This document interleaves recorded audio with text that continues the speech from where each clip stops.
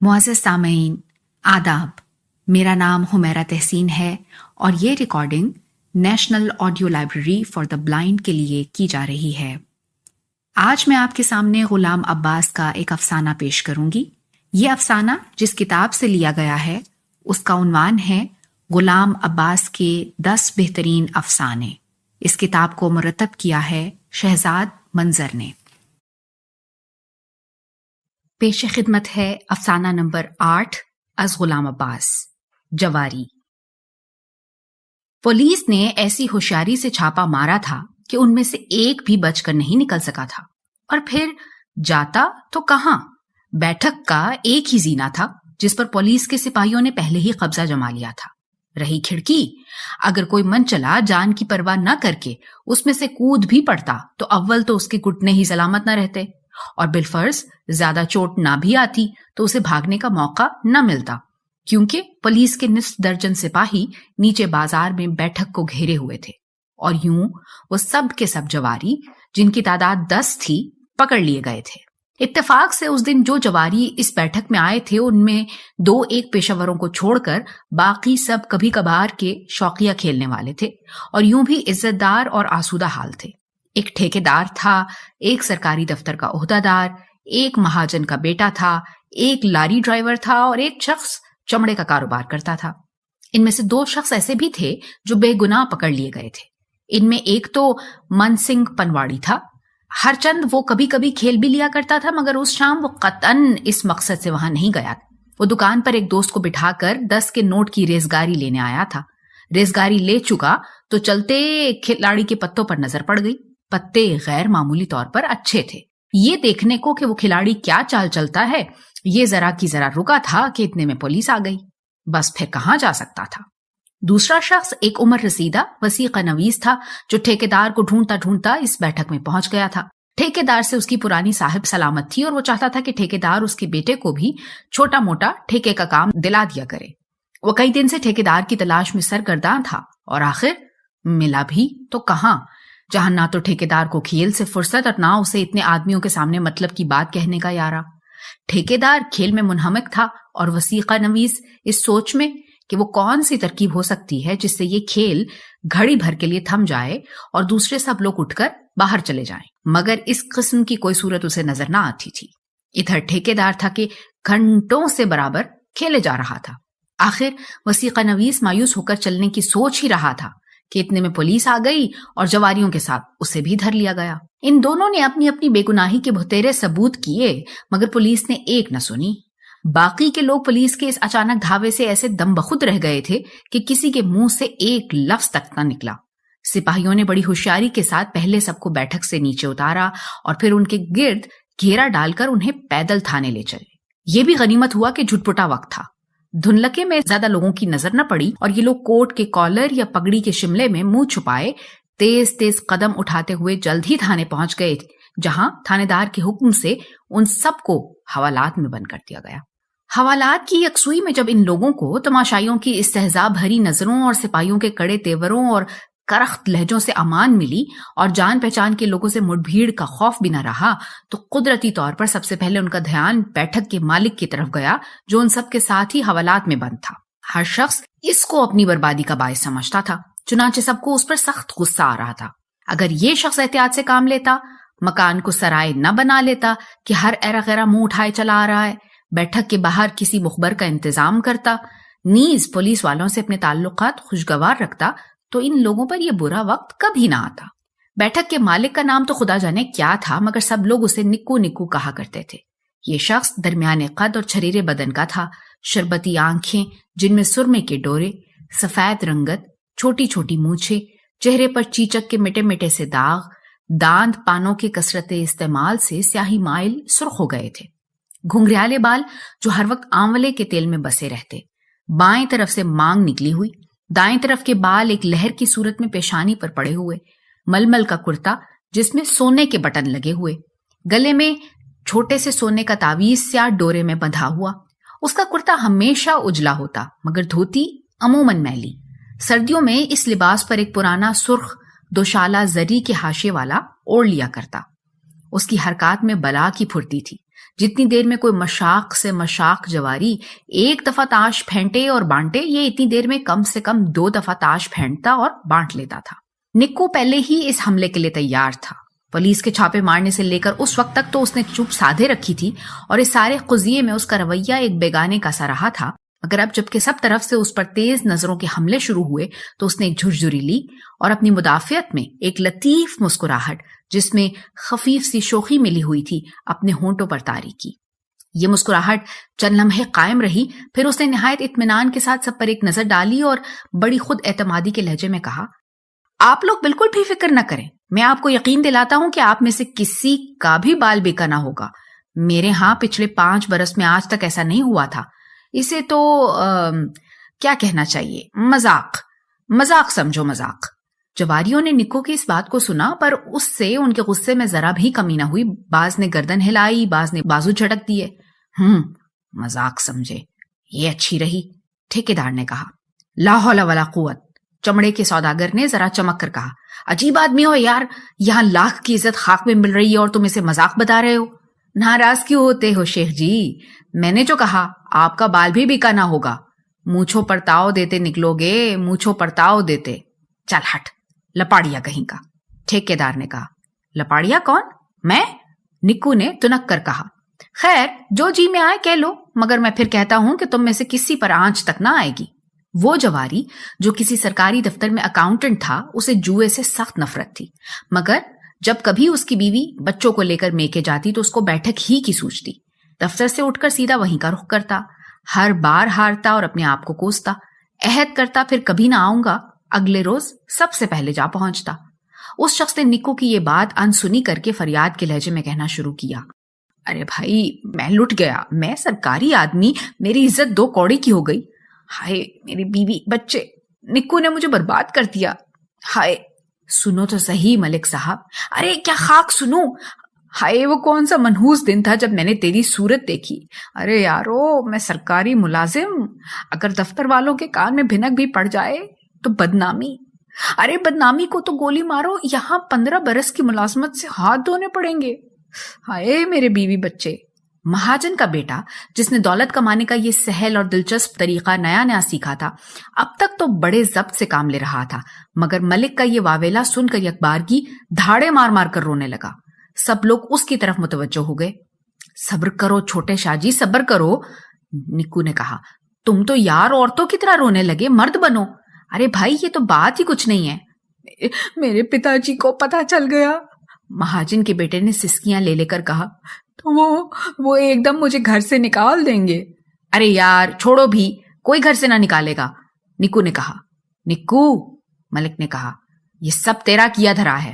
ملک صاحب، نکو نے پرزور لہجے میں کہا، آپ بالکل بھی پریشان نہ ہوں، آپ میری بات مانیں، جو میں کہہ رہا ہوں کہ آپ پر ذرا آنچ نہ آئے گی، یوں نکال لاؤں گا جیسے مکھن میں سے بال نکالتے ہیں۔ بس رہنے دے بھائی، ملک نے ملامت آمیز لہجے میں کہا۔ اگر یہی دمخم تھا تو پولیس کو آنے ہی کیوں دیا ہوتا؟ ملک صاحب، آپ میری بات مانیں، میں آپ سے سچ کہتا ہوں، آپ کا بال بھی بیکا نہ ہوگا۔ بات اصل میں یوں ہے کہ تھانے دار اپنا ہی آدمی ہے، سمجھے آپ؟ وہ بڑا مہربان ہے، وہ آپ کو کچھ نہیں کہے گا، میرے منہ پہ تھوک دینا اگر کچھ کہا۔ نکو کی یہ بات سن کر سب جواری پل بھر کو خاموش کچھ سوچتے رہے۔ بعض تو ڈوبتے کو تنکے کا سہارا کے مستاق اس کی بات کا یقین کر لینا چاہتے تھے، اور بعض کے چہرے سے ظاہر ہوتا تھا جیسے وہ کچھ فیصلہ نہیں کر سکے کہ انہیں نکو پر بھروسہ کرنا چاہیے یا نہیں۔ البتہ یہ ظاہر تھا کہ رفتہ رفتہ ان کا غصہ اترتا جا رہا تھا۔ دیکھو نکو، چمڑے والے شیخ جی نے کہا، میں 150 کی پرواہ نہیں کرتا، مگر میری عزت بچ جائے۔ ویسے بات تو کچھ بھی نہیں ہے، اور یوں میرا بہنوئی خود سب انسپیکٹر پولیس ہے، مگر توبہ توبہ، یہ کسی سے کہنے والی بات تھوڑی ہے۔ کون؟ منسکھ پنواڑی کے منہ سے بے ساختہ نکل گیا۔ وہ اتنے بڑے بڑے آدمیوں کو اس مصیبت میں اپنا ساجد دیکھ کر اپنا دکھڑا بھول گیا تھا۔ اجی یہی آپ کے تھانے دار صاحب بہادر، یہ کہہ کر نکو ہنس پڑا۔ وہ جواری جو لاری چلاتا تھا کونے میں کھڑا کچھ دیر نکو کو بہت غور سے دیکھتا رہا، پھر اس کے قریب آیا اور اس کی آنکھوں میں آنکھیں ڈال کر نہایت سنجیدگی سے کہنے لگا، دیکھ نکو، مجھے صبح سویرے لاری میں خشک میوہ بھر کے دور لے جانا ہے، ٹھیکیدار میرا انتظار کر رہا ہوگا۔ اگر تیری واقعی یہاں کسی سے واقفیت ہے تو کوئی ایسی ترکیب نکال کہ میں صبح سے پہلے یہاں سے خلاصی پا جاؤں۔ यूं तो धीरे धीरे सभी लोग आखिरकार निक्कू की बातों पर कान धरने लगे थे, मगर उस लारी ड्राइवर ने जिस लहजे में निक्कू से खिताब किया उसने कतई तौर पर निक्कू के साथियों में उसका इख्तिदार कायम कर दिया। निक्कू ने भी इसे महसूस किया और अपनी इस कामयाबी पर उसकी आंखें चमक उठी। अलबत्ता लारी ड्राइवर ने जमात से अलहदा होकर तन्हा अपनी जात के लिए जो सिफारिश की थी उसको सबने नापसंद किया और उसे लॉरी ड्राइवर की खुदगर्जी और कमिंगी पर महमूल किया। निक्कू ने, जिसके लहजे में अब और भी खुद एतमादी पैदा हो चुकी थी, लॉरी ड्राइवर से बड़े सरपरस्ताना अंदाज में कहा, मिर्जा जी मेरी जान, घबराओ नहीं, इसका भी इंतजाम हो जाएगा। इंतजाम खाक नहीं होगा। अचानक वसीका नवीस ने चिल्लाकर कहा, मिर्जा तुम भी इस डेंगिए की बातों में आ गए? जो सर पे पड़ी है उसे खुद ही भुगतो। निक्कू ने वसीका नवीस के इस गैर मुतवक्के हमले को बड़ी चाबुक दस्ती से रोका। वो खिलखिलाकर हंस पड़ा। लो बड़े मियाँ की सुनो, उसने कहा। इंतजाम नहीं होगा और यहाँ माल जो खिलाया जाता है हर महीने।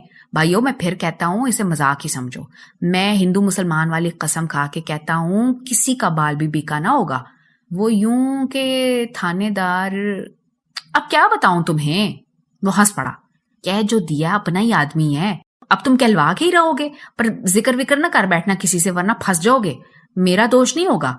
वो बात यूं है कि थानेदार, अब तुमसे क्या छुपाना, भाई मेरी उसकी रिश्तेदारी है। सुन लिया? क्यों बड़े मियाँ, अब तो हो गई तसल्ली। इतना नहीं समझते कि अगर ऐसी बात न होती तो पिछले 5 बरस से इतने बड़े शहर में ये धंधा भला कैसे चलता रहता। निक्कू ने अपने चारों तरफ नजर दौड़ाई। इख्तिदार की इमारत पहले से कहीं ज्यादा मुस्तहकम हो चुकी थी। इन जवारियों में एक शख्स था जिसके चेहरे से कोई सदमा या रंज जाहिर नहीं होता था और वो इस सारे वाक़े के दौरान बिल्कुल खामोश रहा था। वो 28 बरस का एक दुबला पतला नौजवान था। लिबास और वज़ाक़ता की तरफ से खासा बेपरवाह मालूम होता था। मुद्दत हुई इस शख्स ने नातजुर्बाकारी की वजह से एक खासी माकूल रकम हार दी थी। बस उसी दिन से ही अहद कर रखा था कि जिस रोज हारी हुई रकम को वापस जीत लूंगा, जुए का फिर कभी नाम न लूंगा। इस बैठक में आने से घंटा 2 घंटा पहले किसी बाग में बैठकर खेल का एक प्रोग्राम सा बना लिया करता। चालने तक सोच रखता। बेहद एहतियात से खेलता। न ताव खाता था न जोश। मगर बदकिस्मती से हारी हुई रकम रोज बरोज बढ़ती ही चली जा रही थी और उसके साथ साथ उसका कर्ज भी। इस शख्स को रुसवाई या कैद और जुर्माने का जरा गम न था। अलबत्ता इस बात की फिक्र जरूर थी कि ये सब के सब डरपोक हैं, बच गए जब भी और फंस गए जब भी इस बैठक का रुख न करेंगे। उधर निक्कू ने अब हालात पर काबू पा लिया था। अगरचे वो रात रात में किसी मुखलसी का इंतजाम भी नहीं कर सकता था, ताहम उसने किसी न किसी तरह हर शख्स को यकीन दिला दिया था कि थानेदार अगर उसका करीब का नहीं तो दूर का कराबतदार जरूर है और सुबह होते ही उन्हें रिहा करा दिया जाएगा। चुनांचे सब लोग जमीन पर वो फटे पुराने बदबूदार कंबल बिछाकर जो सिपाहियों ने ला दिए थे नचिंत से होकर पड़े रहे। ओहो, गजब हो गया, अचानक निक्कू ने कहा और लेटे लेटे उठकर बैठ गया। क्यों खैर तो है? अंधेरे में जवारियों ने पूछा। भाई अगर पता होता यहाँ रात काटनी पड़ेगी तो ताश साथ ले आते और मजे से सारी रात खेलते। कहो तो अभी किसी सिपाही को भेजकर ताश और मोमबत्ती मंगा लूं। ना बाबा, माफ करो माफ। कई आवाजें एक साथ सुनाई दी। तुम जानो, निक्कू ने बेपरवाही से कहा, गोया ऐसा ना करने में उन्हीं का नुकसान है, वरना अच्छी खासी दिल लगी रहती। सुबह को थानेदार को सुनाते तो वो भी खूब हंसता। अगले रोज सुबह 9 बजे के करीब एक सिपाही हवालात के सलाखदार दरवाजे के बाहर आकर खड़ा हुआ और बुलंद आवाज से पुकार कर कहने लगा, ओ जवारियो उठो, तुम्हारी दारोगा साहब के सामने पेशी है। जवारी देर से इस हुक्म के मुंतजर थे। सबकी नजरें बेख्तियार निक्कू की तरफ उठी। निक्कू नजरें तिरछी करके खास अदा से मुस्कुरा दिया। 5 मिनट के बाद ये 10 आदमी थाने के छोटे से मैदान में कतार बांधे खड़े थे। 5-10 मिनट, आधा घंटा गुजर गया, मगर थानेदार का कहीं पता न था। इस दौरान निक्कू बराबर अपने लतीफों, फप्तियों और हंसी मजाक की बातों से अपने साथियों का जी बहलाता रहा। मगर जब 1 घंटा गुजर गया और थानेदार नजर न आया, तब सब जवारी बहुत घबराए। हंसी उनके होंठों से गायब हो गई, सबके चेहरे उतर गए और एक बदगुमानी की लहर उनमें फैल चली। वो बार बार फिक्रमंदी के साथ निक्कू की तरफ मुस्तफसिराना निगाहों से देखते और निक्कू जवाब में हर एक को हाथ से सब्र का इशारा कर देता। इस अरसे में 2-3 सिपाही उन जवारियों के पास से गुजरे और निक्कू ने हर एक को खान साहब जी कहकर अपनी तरफ मुतवज्जे करना चाहा, मगर ना तो उन्होंने निक्कू की बात का कोई जवाब दिया और ना पलट कर ही उसकी तरफ देखा। आखिर जब उन्हें खड़े खड़े पूरे 2 घंटे गुजर गए और उनकी टांगे थक कर चूर हो गईं, तो एक स्याह लॉरी थाने के अंदर दाखिल हुई। उसमें से थानेदार और कई सिपाही निकले। थानेदार के हाथ में कुछ कागजात थे और सिपाहियों के कंधों पर बंदूकें। उन्हें खाली हाथ लौटते देखकर मालूम होता था कि जिस मुहिम पर वो सुबह ही सुबह गए थे اس میں انہیں کامیابی نہیں ہوئی اور یہ مہم ضرور کچھ بڑی ہی اہم مہم ہوگی. جبھی تو تھانے دار پریشان سا نظر آ رہا تھا. نکو دور ہی سے تھانے دار کو دیکھ کر اچھل پڑا. وہ آ گیا میرا موتیوں والا, اس نے کہا. بس اب گھبراؤ نہیں, 2-3 ہی منٹ میں بیڑا پار ہوا چاہتا ہے. یہ کہہ کر نکو نے دور ہی سے تھانے دار کو ایک فرشی سلام کیا. تھانے دار کی یا تو اس پر نظر نہیں پڑی یا پھر اس نے دانستہ نظریں پھیر لیں اور وہ سپاہیوں کی بیرکوں میں چلا گیا. نکو, وثیقہ نویس نے تان امیز لہجے میں کہا, میں جانوں تھانے دار کی تم پر نظر نہیں پڑی, ورنہ وہ تمہارے سلام کا جواب ضرور دیتا. جی توبہ کرو, نکو نے کہا. تھانے دار میرے سلام کا جواب کبھی نہیں دے گا بھائی, وہ اس وقت روب میں. کیا سمجھے, تھانے دار ہے, کچھ مذاق تھوڑی ہے. ہم سے سیدھے منہ بات کرے تو سپاہیوں پر روب کیسے جما رہے؟ کل کو یہی سپاہی اس کے ناک چنے نہ چبوا دیں. اور سپاہی تم جانو مداری کے بندر کی طرح ہوتے ہیں کہ جب تک لاٹھی نظر آتی رہے ڈگڈگی پر ناچتے رہیں گے. جہاں مداری نے ذرا ڈھیل دی بس لگے اینٹھنے, سر پر سوار ہونے. 5 منٹ کے بعد تھانے دار چند سپاہیوں کے ساتھ باتیں کرتا ہوا بیرکوں میں سے نکلا اور ان جواریوں کے پاس سے گزرتا ہوا تھانے کے پھاٹک پر جا کھڑا ہوا اور وہاں کھڑے کھڑے بدستور سپاہیوں سے باتیں کرتا رہا. اتنے میں تھانے دار کے دفتر میں ٹیلی فون کی گھنٹی بجی. ذرا سی دیر میں ایک سپاہی دوڑتا ہوا تھانے دار کے پاس پہنچا. جب تھانے دار تنہا واپس آ رہا تھا تو نکو نے ایک بار پھر اسے سلام کیا. تھانے دار نے گھور کر اس کی طرف دیکھا اور پھر تیز تیز قدم اٹھاتا ہوا دفتر میں چلا گیا. کہا تھا نا, نکو نے فتح مندانہ لہجے میں کہا. میرے سلام کا جواب نہیں دے گا؟ کیوں, جواب دیا؟ سب جوہری خاموش رہے. ایک دن نکو نے پھر کہنا شروع کیا, تھانے میں بس وہ اور میں ہی تھے, کوئی سپاہی آس پاس نہیں تھا. بس پھر کیا تھا, اتنی گدگدیاں کی کہ ہنس ہنسا کے برا حال کر دیا اس کا میں نے. تھانے دار کوئی آدھ گھنٹے تک دفتر کے اندر ہی رہا. یہ لوگ پھر بے صبر ہو چلے تھے کہ اتنے میں وہی سپاہی جس نے صبح آ کر پیشی کی اطلاع دی تھی دفتر سے نکلا اور سیدھا ان کے پاس آ کر اپنے اکھڑ لہجے میں کہنے لگا, او جواریو سنو, داروغہ صاحب نے حکم دیا ہے کہ تم سب کے دھوتی پاجامہ کھول کے زمین پر ایک قطار میں اونڈے لٹا دیا جائے تمہیں. پھر تم میں سے سرے والا آدمی ایک ایک کر کے اٹھے اور ہر ایک کے 10 جوتے لگا کے خود دوسرے سرے پر اوندا لیٹ جائے. غرض اسی طرح سب کے سب باری باری ہر ایک کے 10 جوتے لگائیں.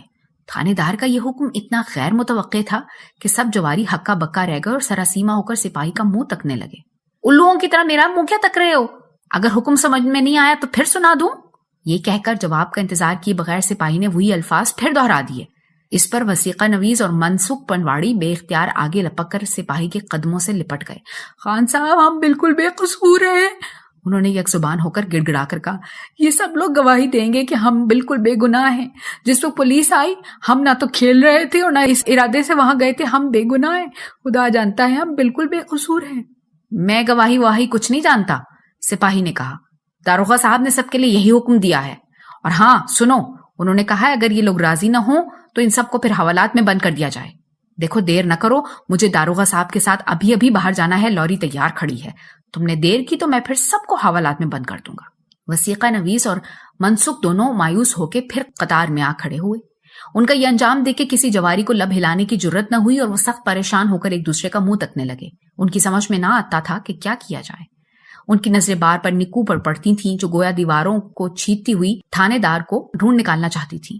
دیکھو دیکھو, سپاہی نے کہا, تم لوگ دیر کر رہے ہو, مجھے مجبوراً تم سب کو حوالات ہی میں بند کرنا پڑے گا. اس پر جواری ابھی لے تو لال ہی کر رہے تھے کہ اچانک کسی کے دھڑام سے زمین پر گرنے کی آواز آئی. یہ نکو تھا جو دھوتی کھولے زمین پر اوندھا پڑا تھا. اسے اس حال میں دیکھ کر منسوخ کی ہمت ہوئی اور اس نے بھی نکو کی پیروی کر ہی دی. اکاؤنٹنٹ ملک ادھر ادھر دیکھ رہا تھا کہ سپاہی نے پیچھے سے گدی سے پکڑ زبردستی نیچے بٹھا دیا اور اس نے ناچار اپنے نکر کے بٹن کھول دیے. سپاہی کے اس سلوک کو دیکھ کر دوسرے جواری آپ زمین پر لیٹ گئے. صرف چمڑے والے شیخ جی کھڑے رہ گئے.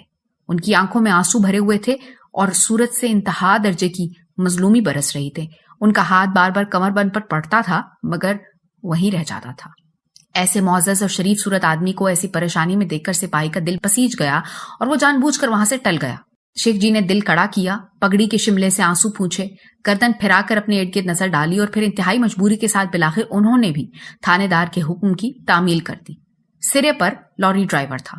سب سے پہلے جوتے لگانے کی اس کی باری تھی. جس وقت وہ اٹھا تو نکو زور سے کھنکھارا. مرزا جی سنبھل کے, اس نے کہا. سب اپنے ہی آدمی, ہاں دیکھنے میں زور کا ہاتھ پڑے مگر سمجھ گئے نا. لوری ڈرائیور نے ابھی 5 تک ہی گنتی کی تھی کہ وہی سپاہی تھانے کے دفتر سے نکلا اور اسے ہاتھ کے اشارے سے روک دیا. داروغہ صاحب کہتے ہیں اگر تم لوگوں نے ٹھیک طرح سے جوتے نہ لگائے تو میں اپنے سپاہیوں سے جوتے لگواؤں گا. یہ کہہ کر وہ پھر چلا گیا۔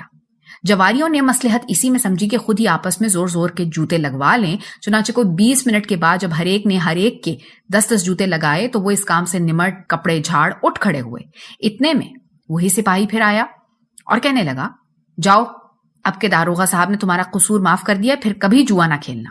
یہ لوگ تھانے میں سے یوں نکلے جیسے اپنے کسی بڑے ہی عزیز قریبی رشتہ دار کو دفن کر کے قبرستان سے نکلے ہوں۔